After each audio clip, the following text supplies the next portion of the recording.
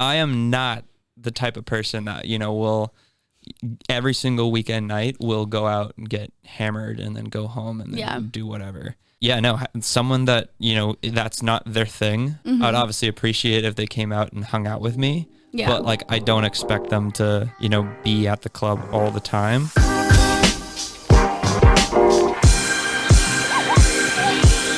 Hello, my little survivors, and welcome back to another episode of 30, Flirty, and Surviving. Happy Monday to you if you are listening to this right when the episode drops, which it always does every Monday at 9 a.m. on Apple, Spotify, iHeart, and YouTube. So watch or listen whatever your heart desires, and check out everything else going on behind the scenes, extra pictures, clips, fun facts on Instagram at 30 Flirty Surviving.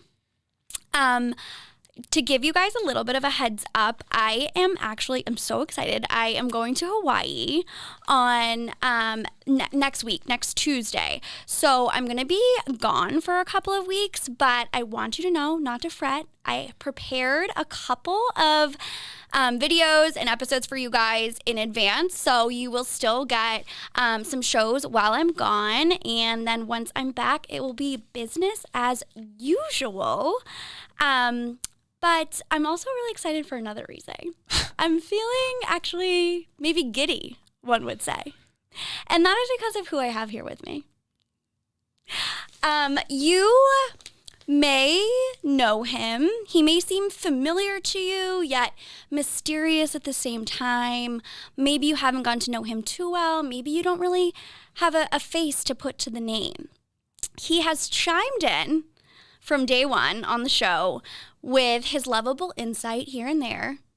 He has also, on numerous occasions, shot down many of my advances with his humor and his wit. But all of that aside, he is also the backbone of 30 Flirty and Surviving. He is what keeps the show going. I am so grateful for him. Wouldn't be where it is without him. This little cutie patootie is not only my future ex-husband, he is my producer, Mr. Peter HRLY. Wow, how sweet. What do you think about that? That was something. Yeah? It's making me think about whether or not I know, doing right? And just in the intro, I've already gotten to it twice. Came in guns blazing, yeah. I will say I totally threw this at you earlier this week. This wasn't something that we had been planning for a long time, and I fully expected you to shoot me down and be like, absolutely not. But you accepted it. You embraced it with open arms. I for sure am a low-key narcissist, so I definitely love talking about myself. Oh, okay. I don't like attention, but when I get to talk about myself, I actually kind of like it. Well, talk about yourself. You will. You will. There we go. First time on this side of the camera. I was going to say, how do you feel about it? Is it weird for you? It is different. Yeah. I got to make sure that my appearance is solid this entire episode because I'm in front of the camera, so. Well, that's why I'm here to assure you. True. 10 out of 10 always in my book. Tell the people where they can find you on Instagram. So I'm a DJ music producer, go by the name of HRLY. It's HRLY music on Perfect. Instagram. I always like to start with a couple basic introduction questions. I'm aware. These are harmless. But for the people, where are you originally from? From Westford, Massachusetts, which is by Chelmsford and Lowell. How far is that? It's about 40 minutes northwest of Boston. And where are you now? I'm in Somerville. Much better drive, huh? Yeah. Good. 10, 15 minutes. You like it? Yeah. Good. What is your relationship status? I'm single. Cha-ching! What is your age? 25. Okay, a little young for me, but and zodiac sign? I'm a Gemini cusper. We've talked about this before, so I knew that. Remember when I said you were my perfect match? Yeah, I you remember. said we debunked astrology on that alone? Yeah. Yeah. I got some jokes. The people don't forget.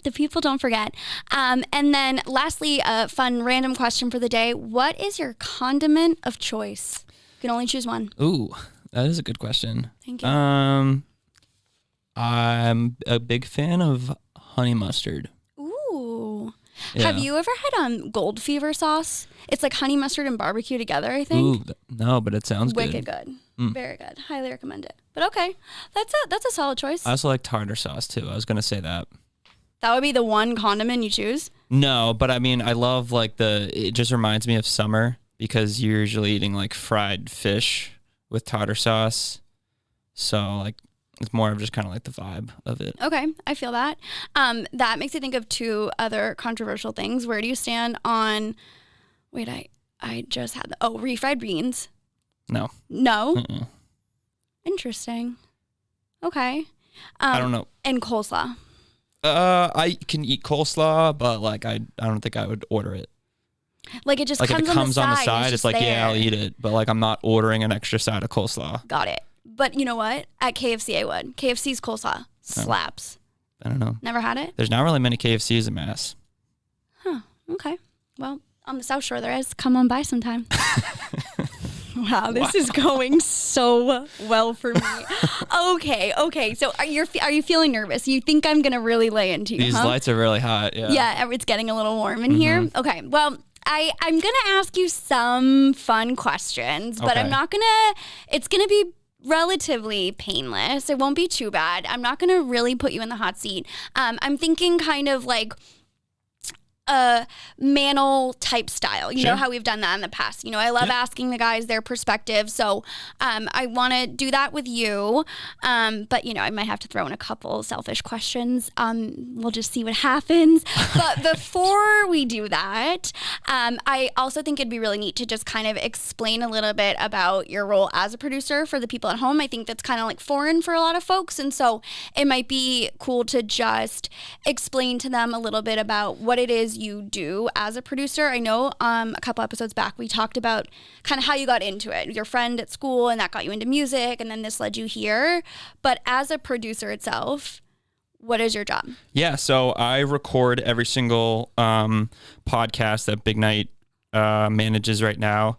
I think actively we probably have about maybe like 6 to 8 currently recording. So I sit here in the studio with them. I make sure their audio sounds good. Like if someone's louder than the other, I'll turn someone down, turn someone up, yada, yada. We also have 3 cameras in the studio too that I'll usually have a little switcher. Obviously, we're just going off the one angle today because I'm in front of the cameras, but I will usually just switch cameras between who's talking and then throughout just take notes on whether or not there needs to be cuts. If someone like coughs, sneezes or whatever, I'll cut those out. And then I'll also in the back of my head think about while I'm listening to the conversation that's going on, I'll think about what can be best used for social media promotional clips and what I think would be able to get the most engagement. So yeah, that's basically just what I do here. And then I take all the episodes on my laptop, edit the audio to make sure that all the audio sounds level and clean, and then send them all out every single week to the Spotify, Apple, whatnot, iHeartRadio, YouTube, and all that fun stuff. So essentially, I mean, you make us look like we know what we're doing. You make it all come together. You make it all look good. But my other question for you is like, as you're listening and you're doing these week after week for show after show, do you pick up little quirks about each of us? I imagine there are things that you notice that I do that I'm probably not even aware of. You know what I mean? Do you have little things about everybody? You don't have to like say them, but do you think that there's, like, you know, so-and-so does this or so-and-so does that? Yeah. Mm-hmm. Does it drive you crazy? It's one of those things where it's like some people will say, you know, there's always the like or and all that I said don't say it. He's just throwing me right under the bus. I know that. I mean, it's not just you, it's plenty of other people as well, but it's so tough because you know as soon as I bring that up, now it's just always going to be on their mind. So sometimes I just try to like, if I can just edit it after the fact. So there are plenty of times where I'll just take out the and likes, and it's funny because in some cases, you know, like audio comes in waveforms, like you can see it, like what it looks like. Without even listening to it, I've seen it so much where I can already tell what word is being said by just looking at what the audio waveform is. You can just pinpoint. Mm-hmm. It just looks like it looks like you're like someone's saying Wait, so, that's nuts. I mean, I obviously have to listen to it to make sure. But you just like, go to that point and you're right. Yep, I was right. Yeah. Yeah. Wow. Okay. Interesting. It's funny because we do have the privilege. I mean, these shows aren't live. And even when I have guests come on, I'm always saying to them, like, don't stress, don't get nervous. We can always cut anything out. But very rarely do we go back. I know you do. And you said you're maybe help us seem less intelligent or more intelligent by cutting out some of those little things, but very rarely do we go back and like have to re-record or say something over, because I do think those little moments are kind of what helps the audience relate. Like, I talk like her, or I was thinking the same thing, or that's how I say it, and so those little things almost make it what it is. Yeah, I mean, it makes it like a conversation rather than like someone reading a textbook to you. Yeah. What is your overall sort of favorite part about being a producer? I just love that it's something new every single week. Like, it's not a mundane job. Like, yeah, I'm doing the same thing every week, but I'm exposed to, a new guest, a new topic every single week. And I think that's what's the most exciting part at the moment. Yeah. That's really cool. Adversely, is there a least favorite part? Not at the moment. I mean, it's tough. Big Night Media at the time, right now, is still growing. So I think there's definitely a few hurdles that we're currently having to jump over and find ways to get around. That has been the most difficult and challenging. I wouldn't say I don't like it. Yeah. But it's also exciting at the same time, because it kind of, this whole department I'm treating like a startup. Even though we're part of a huge company in Big Night Entertainment Group, our division is only a couple of years old, and it's only run by maybe even like 4 people. Yeah. So it's kind of fun to be able to, grab the reins of it and propel it into hopefully a big media company that'll be down the road. Fingers crossed. But yeah, that's really neat to have the opportunity to kind of grow it, evolve it, change it, sort of whatever you see fit in a lot of ways, and bring some cool suggestions and recommendations to the table, which you do. I will say, I know we joke around, we banter on the show a lot, but behind the scenes, you are extremely supportive. You're super helpful. If I ask you for feedback, you give me some solid bullet points. You're really invested, and you do a really good job handling all of the shows. So thank you. All jokes aside, I'm very appreciative for you. Thank you. And I know I can speak for a lot of the you other guys make podcasters. It easy. Oh, you hear that? Okay. Now that I've been nice. Oh boy. Let's get into it. HRLY. Mm-hmm. Other than the fact that you would prefer not to mix business with pleasure, which I can assume is the only real reason, what is the number one reason why you won't date me? Wow. And starting off with a huge question. Disclaimer, if you say it's because you're an ass man, I will throw myself into Boston Harbor. I'm an ass man? Oh, like I like ass? Yeah. Oh. Because I don't have one. I don't know. I'm very particular. I'm very picky at the moment too, which is something I'm currently working on. Tell me about that. Let's talk about it. What is this, therapy? Well, I mean, you're going to say I'm particular. I mean, I want to know what boxes aren't I checking? What are you so particular about? Do you only like blondes? I don't have a type. That was going to be my next question. Okay, so we'll just merge these into two. Why are you particular? Is it just, it has to be like a feeling, or it has to be certain things that she has accomplished? You don't have to go so granular if you don't want to, or you can't think right now. But when you say particular, generally speaking, about what? So I think similarly to Marky P that you had on about a couple months ago. Yeah. I definitely have commitment issues. You do? Does that stem from a past trauma? Yes. From a prior relationship? Mm-hmm. Do you want to talk about it? What? Give me the Reader's Digest version. What happened? Essentially, it was this girl. We've been talking, hung out. like a bunch, and then I just decided to actually ask her out, in which she said no. It was weird because it just wasn't something I was expecting, because we were basically treating it like we were dating, even though we never had a title on it. Things had been awkward between us for like the next 6-7 months, until she just randomly like reaches out to me again, like right before senior year. Nothing major. Our thing was we'd always send each other music. And so she just sent me a song that was just like, oh, like I think you'd like this. And I was like, okay. Basically just broke ice again in order to get us talking. And then we just started hanging out like we used to do. But this time it was more serious.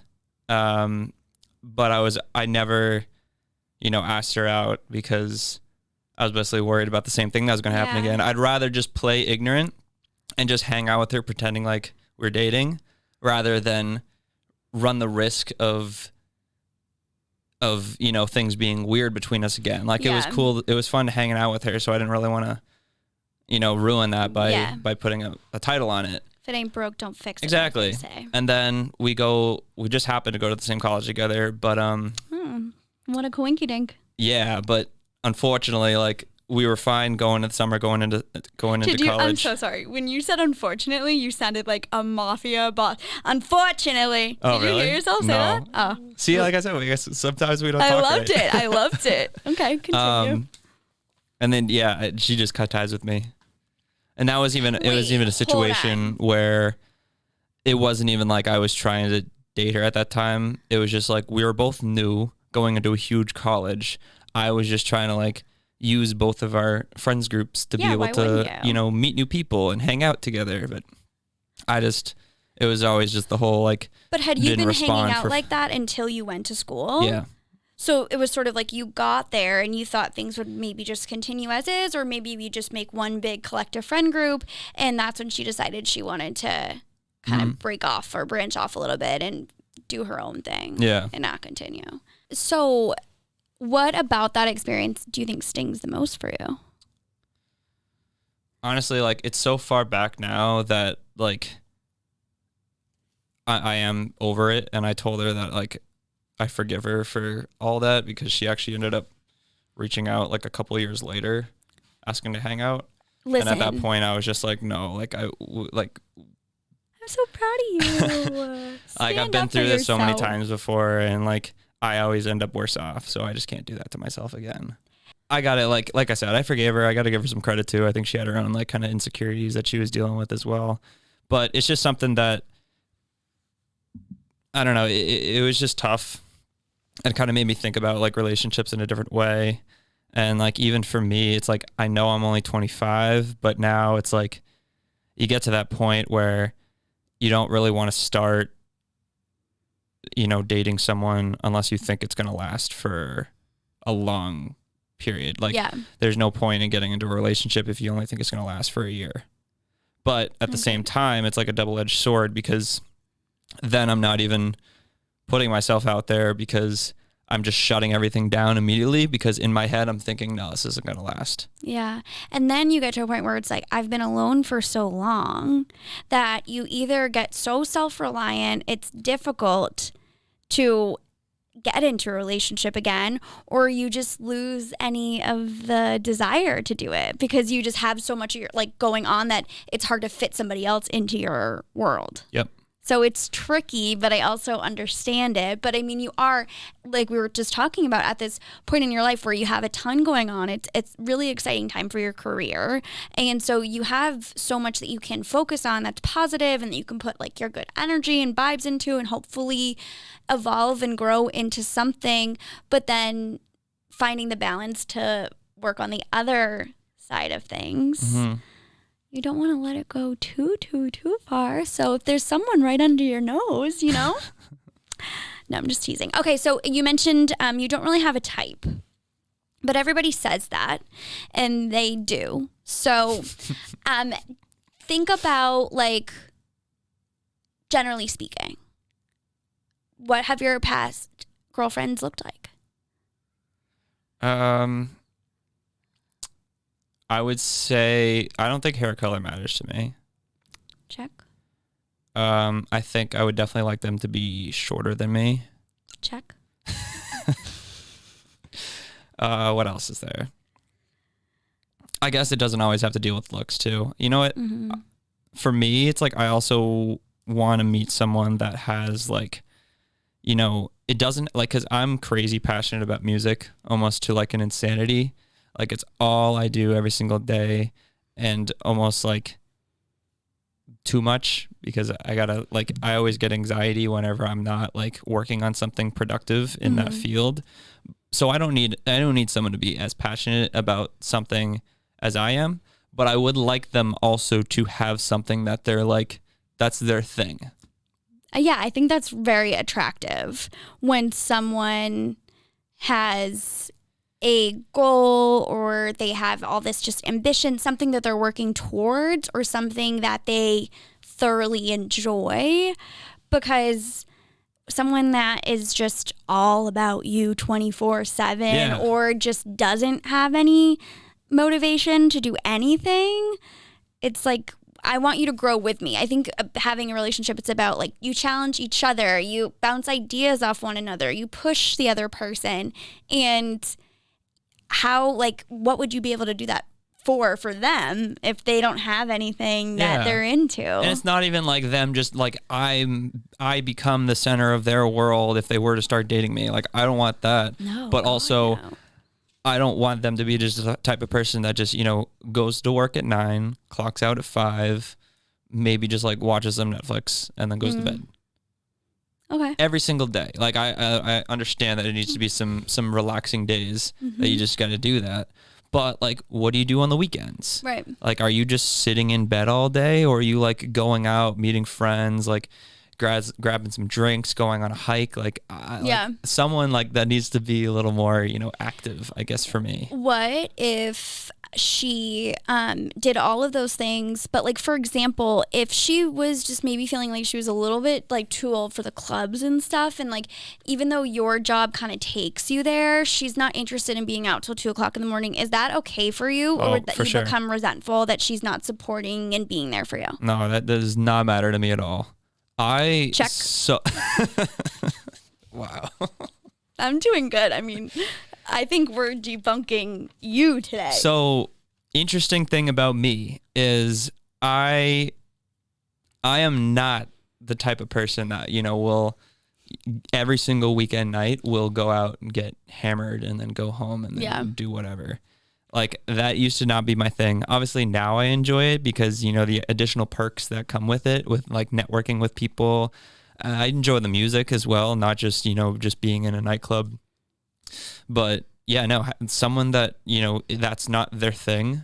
I'd obviously appreciate if they came out and hung out with me. Yeah. But like, I don't expect them to, you know, be at the club all the time. If anything, there's a certain stigma that's super hypocritical that I always have in my head about the people that I meet that go to the club, where it's like, I don't know where I'm going with it, but isn't that kind of what Marky P was saying? Like, when you mean like girls at the club? Yeah. Like, I think he mentioned that too. It's hard, you know.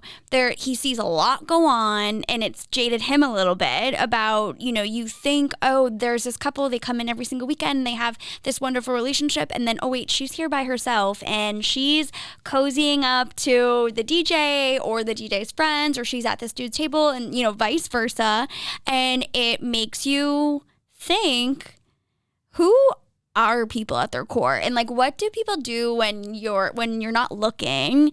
And it begins to, I think, affect how quickly you can trust somebody. Yeah. And I think for me too, like, I think personality and looks play almost as equal of a role for me. So at the club, I'm really only getting half of that. I'm getting their looks. Like, that's the other thing too, is because I jump to conclusions. How long would this last? And I'm only going off their looks, and I just assume something about their personality that I can't tell, because we can't have a serious conversation while music's blaring at whatever, some crazy loudness. Like, it's just not a spot for conversation. And I'd say even the same if you're even just at a bar. Totally. So, and then you go and get on these dating apps, and it's almost the opposite. you get all their personality through conversation, but like you get 4 pictures of them or whatever, however many. That's such a good point. So I didn't think about dating apps like that. I feel like it was the opposite because it seems like swipe left, swipe right. And so you're basing it all on looks. But then again, the pictures, you need like a in person to really tell. So it is the conversations. Yeah. Oh, okay. Good point. Well, theoretically speaking, let's pretend that you were in a relationship. Okay. with me. But what do you think is the key to maintaining a relationship? I think, I don't know, this is going to sound like literally just doing things together, spending time together. That sounds so like simple, but I feel like it's the most basic answer.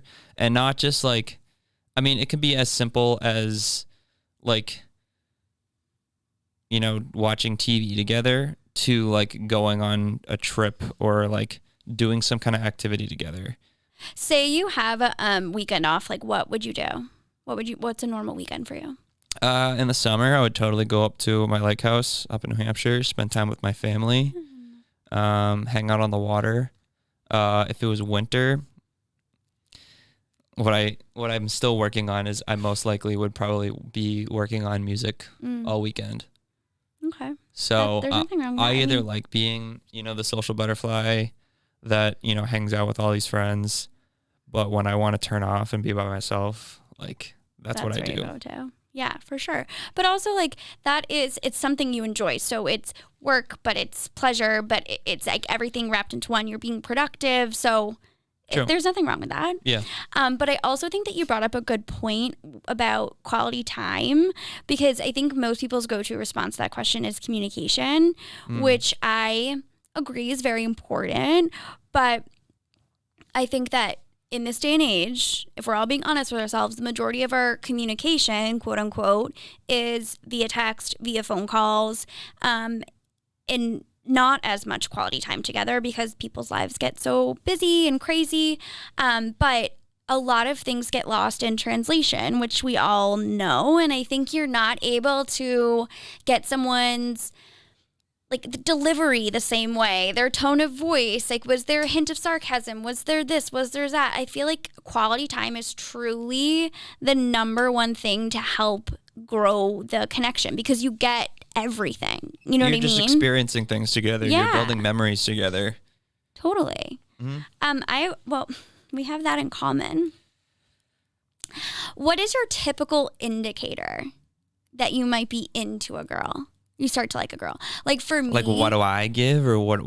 Like when you're like what's that little light bulb moment in your head? Like for example, I will say like I normally consider myself to be like pretty social. I can kind of talk to anybody. I think I am direct and I say what's on my mind, and I notice if there's someone that I'm super into, I start to kind of get a little shy, or maybe I stumble on my words, and that's when I notice I think this guy, like I don't know, I feel some type of way and I'm not acting like my normal self, and that's when I know. Do you have anything like that when you know I think that there's something about this person?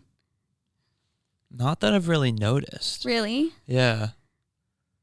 Yeah, no, I can't really think of anything. Just calm, cool, and collected all the time? Yeah. I don't know. I'm trying to think. Okay. We can I've never even like considered that. Really? Yeah. You like, okay, well what's the difference between Tracy and your friend from high school? Whatever.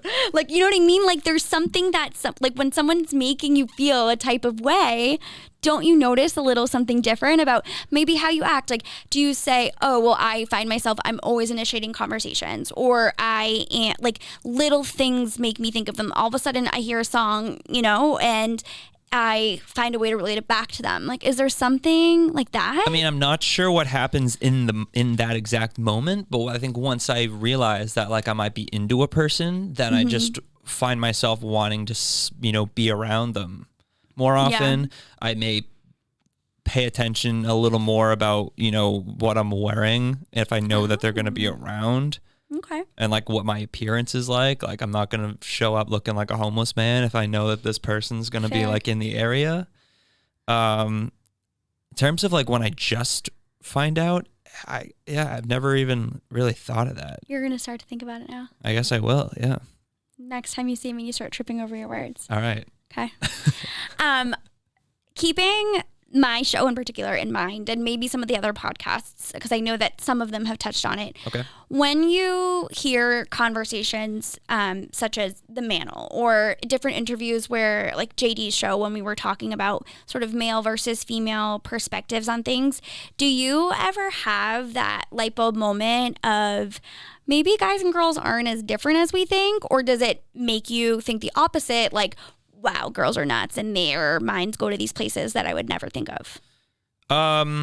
No, I think guys and girls are much more similar than we're making them out to be. Okay. I mean, I think like the stereotype for guys is that like we're supposed to be like the, rugged, we don't have any emotions, like all I'm trying to do is just sleep with this girl like every single weekend. Like, no, I'm not.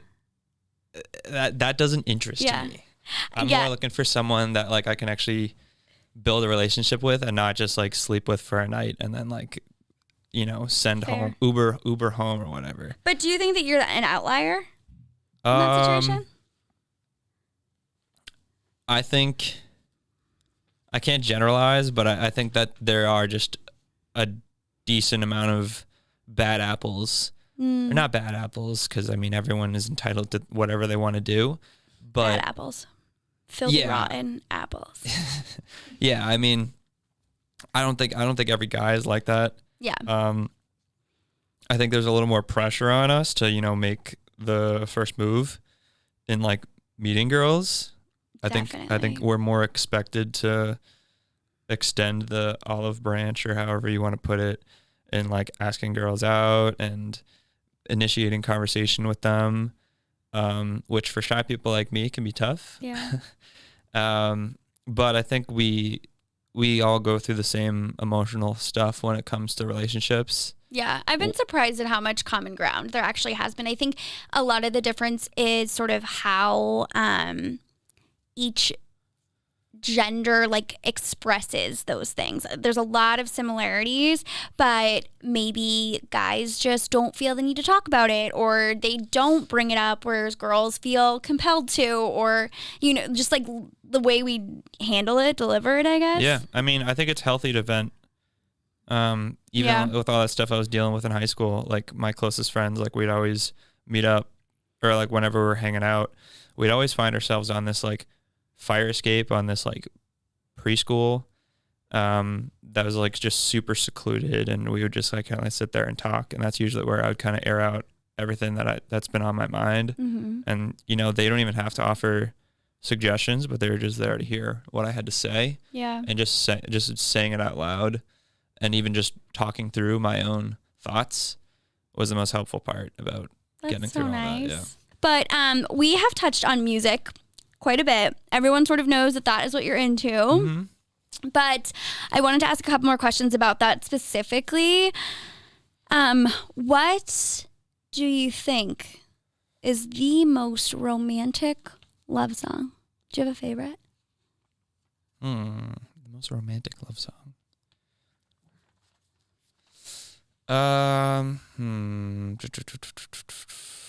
I cannot think of one at the moment. Here, ask the next question. I'll try scrolling through my Spotify. Have you ever written a song about a girl? No. Never? Nope. Or at least I've tried to, but it was kind of like, it was more about like the heartbreak side, but not released. Because that's the one thing that I'm trying to work on with music production. So I have the production side down fine. Like I can make instrumental music. The only part that I am currently still working on is writing lyrics. It's just something that I just have to accept that I'm very bad at. Really? Yeah. We could be a good team. I journal a lot. Oh, yeah? Remember? We could write a song together. We could. Just give it a thought. Just think about it just a little bit. So outside of just DJing, like you're, getting to this is you've composed and written, and you've released some of your own songs. Some of them are like mixes. Do you have any, is it because of the lyrics situation or hold up? Like, have you released a song that you've written from scratch that is just you singing, not like a mashup remix thing? No. Do you have plans to do that? I definitely would love to down the road, because like I said, I feel like I have almost all of the elements that it comes to making a song. Because I can sing and then I also can produce. He can sing right. But yeah, like I through said, your really heart. the only thing is just the not having the songwriting aspect down.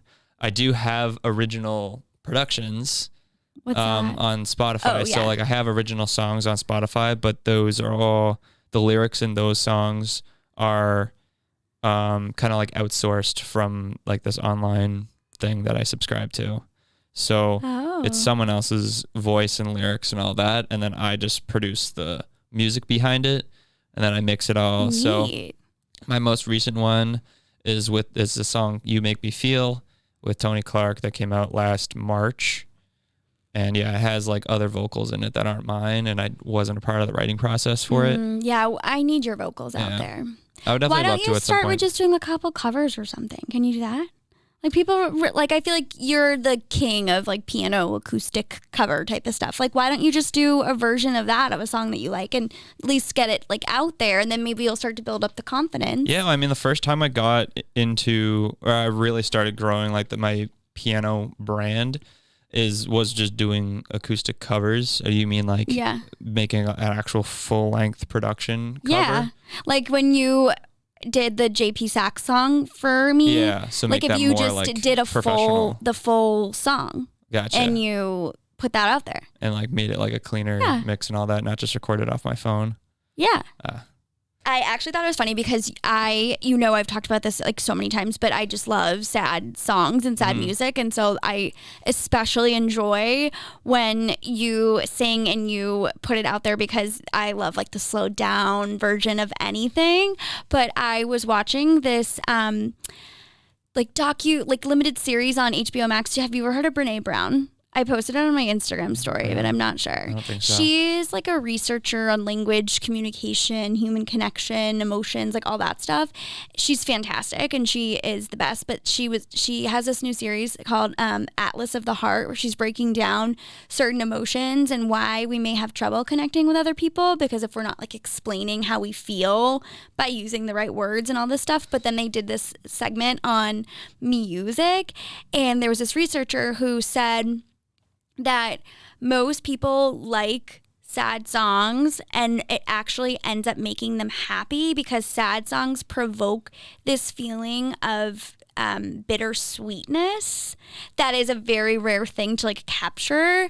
When things are bittersweet, like it's very difficult to force that feeling, but sad music can do it pretty instantly. And I thought that was so interesting, because there is something that's very puzzling about like I'm happy but I'm sad all at the same time, and that's what I think that sad music can kind of do for people. Isn't that neat? It is, yeah. I thought it was cool. Never thought of it that way. But yes, I posted that clip that you did record for me on the Instagram before, but I'll definitely post it again. But if you could get out some new songs for me, right, that would be wonderful. And if you need a muse for your lyrics, we can just, go on a date or something. Maybe you can write about that. Or maybe you just write a song about the crazy girl that won't leave you alone. It doesn't have to be romantic about me. You can just be like writing about this girl that won't go away. Yeah. Okay, whatever. I want to play a game with you. All right. This game is called Who is the Problem? Okay. It's something I invented. All right. Okay? All right. So here's the deal. Here's how it works. I'm going to give you a scenario. And it's going to be like girl, guy. Mm-hmm. And then you are going to tell me who is the problem. Okay. Okay? Got it. Here's the scenario. 2 dates in, a girl isn't feeling it. So she lets him down easy by saying that she's too busy to commit to anything. maybe, you know, other than saying like, I'm not feeling a spark or a connection, she just wants to let him down easy. So she's just like, hey, you know, like, I'm really busy. I don't think I can commit to anything right now. Like, I don't think, you know, makes sense to go another date. Sure. His response is, I would be totally fine with only seeing each other every couple of weeks. If you're too busy, like, we can just work around your schedule. No big deal. Who is the problem? Her for not just being honest and trying to beat around the bush, or him for not taking the hint? I think him. Really? Yeah. It seemed like if she's literally saying that she doesn't have time for the commitment, it's clearly an excuse for her not being interested. Okay, can we actually talk about that for just a little bit? Okay. The whole like concept of ghosting and versus not ghosting. Mm-hmm. I have tried as I've gotten older, because I think about the other person's shoes. It's like, you try not to ghost, right? Like, you want to be able to give somebody some, not closure as if it's like super serious, but just like so that they know whether you're into it or you're not. But I think that for me personally, my hesitation with doing that is a couple of different things. Is A, you don't want to hurt somebody's feelings. B, you don't want to get them angry or like get into a fight about it. Or C, you don't want someone to like fight you on it. You know what I mean? Meaning like, you're saying if you're letting them down, or if you're ghosting yeah, like them? I feel like if you're no, I feel like people are hesitant. Well, I think people ghost because it's the easy way out. Yeah. Because when someone decides that they're done, and they just want to be over it. And I think that people, I guess my point is like, I think people would be more apt to not ghost if there was this guarantee of like, I could just tell someone, hey, I'm not into it, and they'd be like, thanks for letting me know. But I think why people get nervous to do it is because they're not sure how that person's going to respond. If they're going to be I see, yeah. Well, you said this to me 2 weeks ago. What do you mean you're not into it? Or like, okay, well, fuck you, bitch. You weren't that cute anyway. Like this, like, wait, well, hold on. Like, let's, you know, find a way to make this work. I think people like just don't want to have to deal with that. But I think it's just extending that. It's just pushing what those scenarios that you were just saying just down the line until they realize that you're not interested. Like one way or another, either way, they're going to realize that you're not interested in them. Either if it's after maybe a week of you ghosting them and not responding to anything, I think they'll eventually come to the conclusion of what you could have told them right off the bat.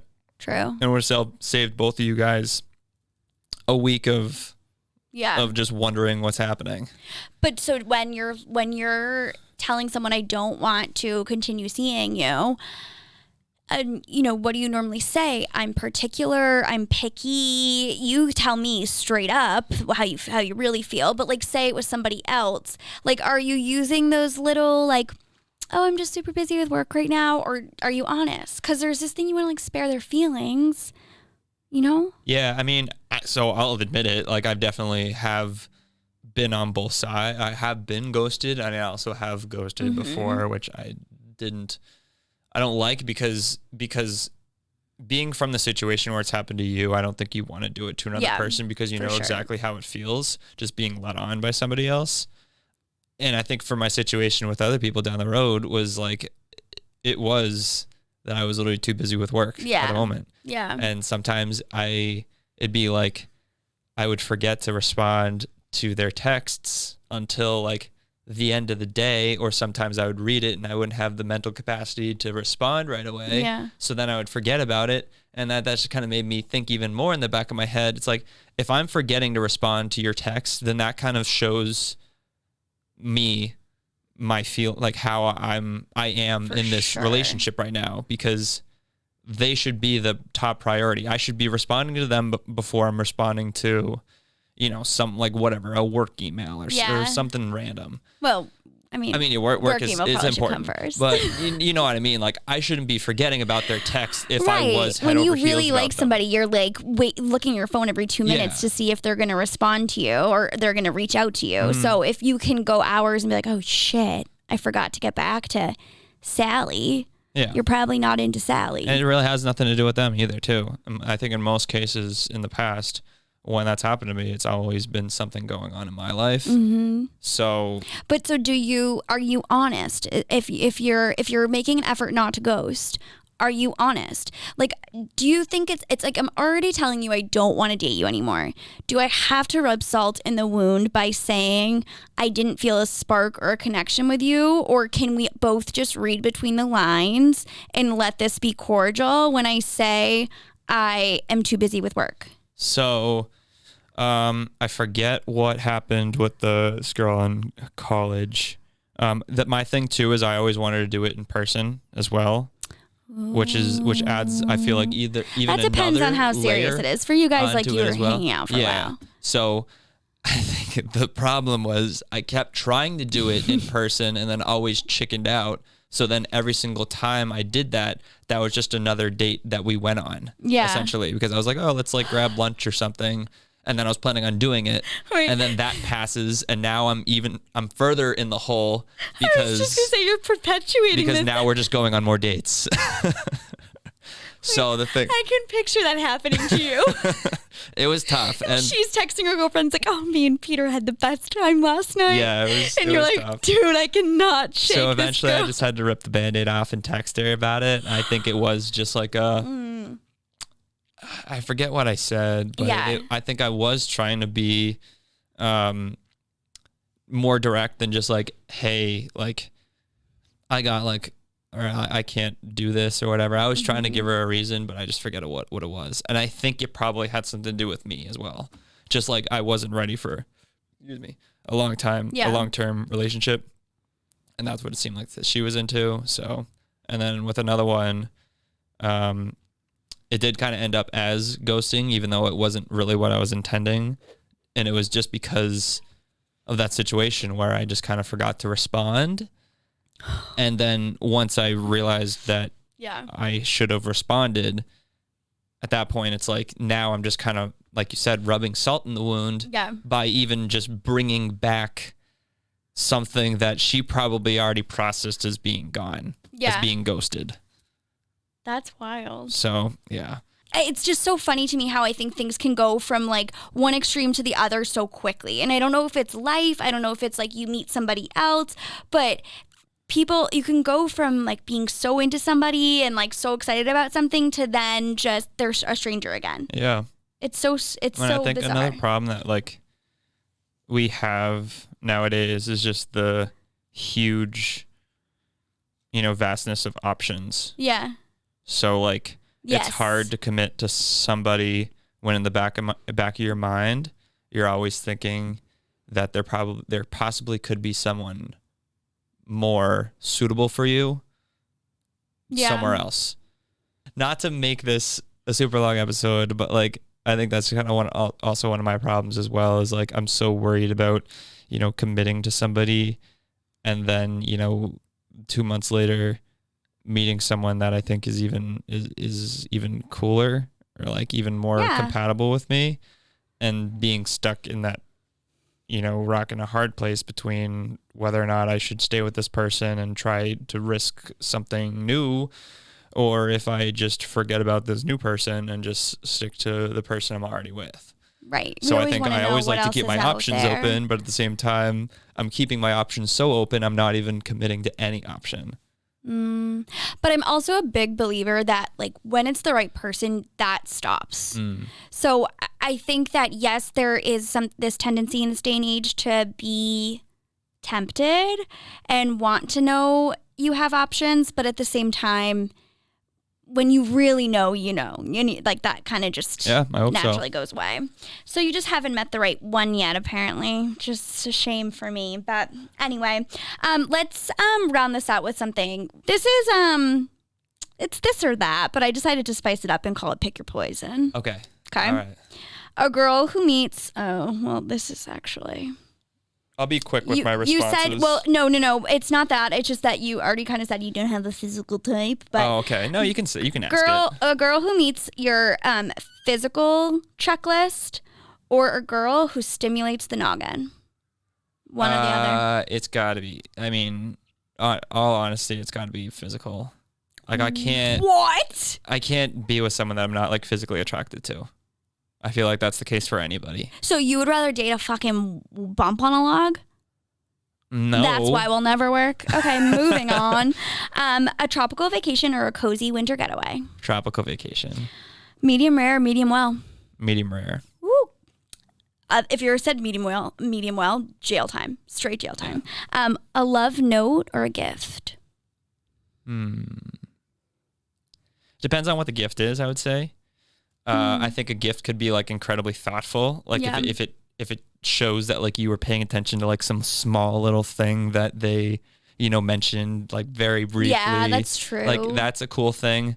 Okay, a love note or a sweatshirt? Okay, definitely a love note. Let me make it easy for you. Okay. But I think they also go well paired together. Oh.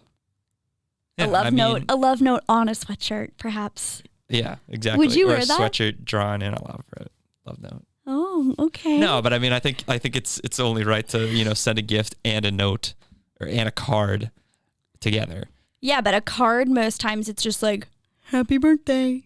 Oh yeah, love me. No, I want a poem. I'm talking poem when I say love note. Yeah, okay. So okay. All right, whatever. I think you're on the fence about that one. I don't think you're sure. In spirit of this past weekend, Coachella or Warped Tour? I mean, I guess I'd go Coachella. I'm not really much of like a rock listener. What is it like? Like alternative rock, indie. What's that other one in Vegas? iHeartFest. Not iHeart. EDC.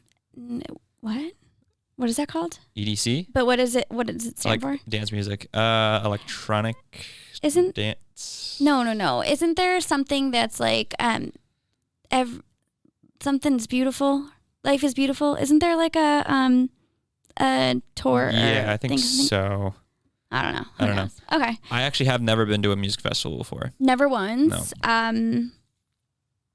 I would rather slide down a banister of razor blades and land in a pool of lemon juice than go to Coachella ever. Really? It just, there's 999,000 things I find more appealing. And just people it's like they're on top of you. It's 100 degrees in the desert. They're on drugs. You can the audio, like the quality of the sound is piss poor. Oh, really? It's like, why would you go? Not for me. Not for me. Just for the pictures. Okay, well, that's it, my friend. That's it? How do you feel? I really didn't torture you that bad. I mean, it started off very aggressive, but I think it kind of eased on as it went on. I don't think it was that aggressive. No? Well, I could have been a lot worse. We'll watch the tapes back. Okay. We'll see what clips you choose. Yeah. Well, thank you for being a trooper. I appreciate it. Thank you again for all you do. Like I said, the show would not be what it is without you. You are the best. So, ladies and germs, please make sure you go and follow HRLY at HRLY Music, and it's HRLY, not fully spelled, correct? Which has been tough because I've been called Harley and Hourly quite a bunch because no one ever knows what's between the H and R. So, yeah. Maybe we should rethink your stage name. Yeah, I mean, it was one of those things where it's like I got my first DJ controller and it was just kind of the first thing that popped in my head. And then I just had been too lazy to change it into something else. What's a DJ controller? Like what you mix. Oh, like the ones in the tubes. Yeah. So I got my first one. I was like, all right, now I got to come up with a name. And the easiest option was just, I'll just take the U and E out of my name, HRLY. Mm-hmm. And I just haven't been able. I just didn't feel like changing it. And now it's almost like I'm in too deep, or I've built this name that as soon as I change it, it's just starting up from square one again. So. It'd be pretty hard to go back. Yeah. And I mean, it's your name, it's just a sort of abbreviated version of it. But when you make it big, my friend, no one's going to question anything. True. They're all going to know. They'll know who HRLY is. They'll know your name. Okay. Let's go. Well, thank you again. I am very grateful for you, and I am grateful for all you guys at home for listening. And we will see you next week. Bye.